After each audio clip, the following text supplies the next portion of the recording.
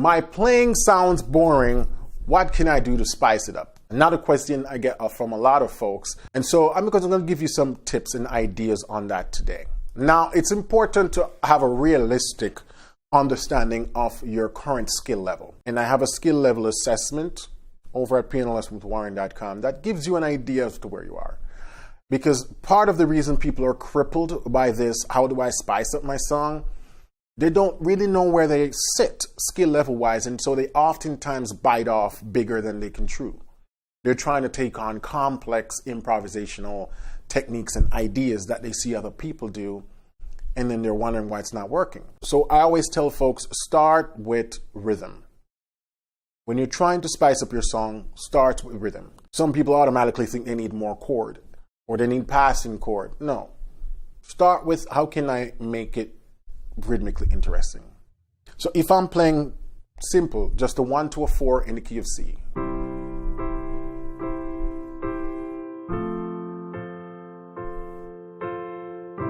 And I have to do this for 2 minutes. The first thing you can start to do, and I'm talking more beginner intermediate stuff, is to just break up the chords in an arpeggiated fashion. Like,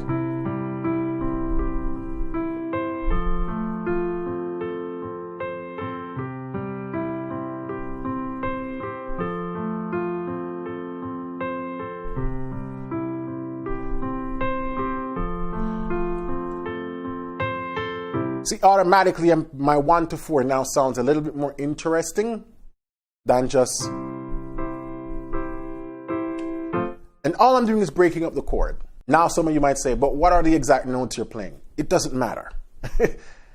Once you start breaking up the chord, you're going to realize there are so many different variations you can play. There's no hierarchy as to which one sounds better.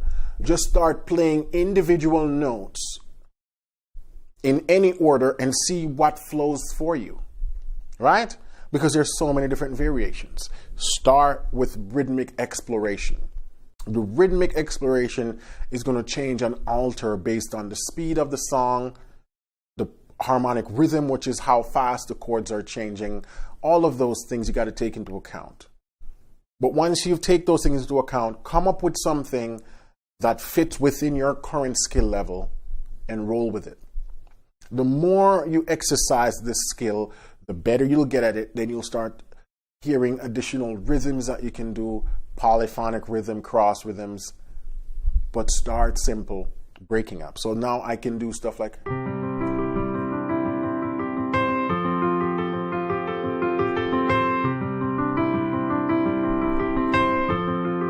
Or...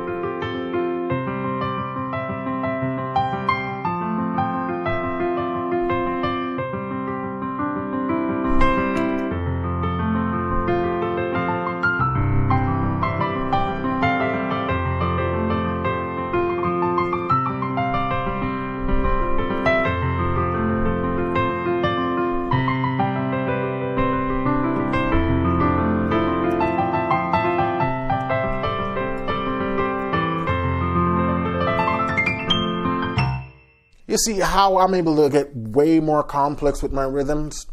I didn't just arrive at that part. I started simple years ago and gradually learn how to make my rhythm get better. And so that's really the first place you want to start. If your playing sounds boring, check what you're doing rhythmically.